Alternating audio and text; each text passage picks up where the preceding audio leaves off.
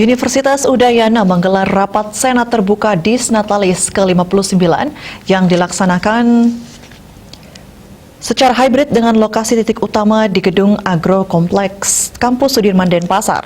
Tentunya kegiatan digelar dengan penerapan prokes ketat dan ke depan diharapkan UNUD bisa menjadi perguruan tinggi yang unggul, mandiri, dan berbudaya. Serangkaian Dies Natalis UNUD ke-59 dengan berbagai kegiatan telah digelar, di antaranya perlombaan, napaktilas pengabdian masyarakat, bakti sosial, donor darah, dan donor plasma konvalesen, webinar nasional. Tema Dies Natalis UNUD kali ini adalah memperkuat inovasi dan daya saing dan semangat gotong royong di era pandemi COVID-19 untuk Indonesia bangkit. Sivitas Akademika UNUD bersatu dalam menghadapi pandemi COVID-19 dengan berperan aktif dalam kebangkitan Indonesia dari dampak pandemi dengan menampilkan keunggulan karya-karya inovasi sehingga mampu bersaing dalam kancah nasional maupun internasional. Melakukan kolaborasi dan sinergi antara lingkungan kampus menjadi kebutuhan untuk terwujudnya ekosistem pendidikan yang menyeluruh. Ekosistem pendidikan bermutu yang dibangun UNUD untuk membentuk karakter untuk dapat berinteraksi sosial dengan lingkungan.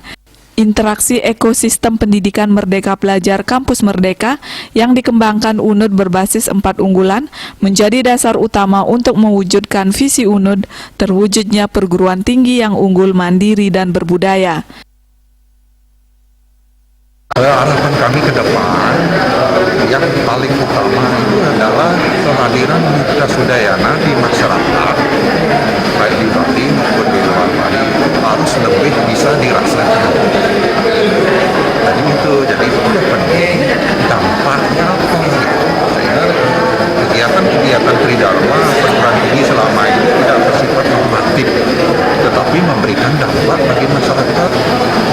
Itu yang paling penting. Nah, untuk mengejar itu, saya akan segera mengumpulkan para dekan dan direktur pasca sarjana yang kesemuanya itu 13 dekan dan 1 direktur pasca sarjana untuk segera menjalin kerjasama dengan pemerintah kota, kabupaten yang ada di Bali.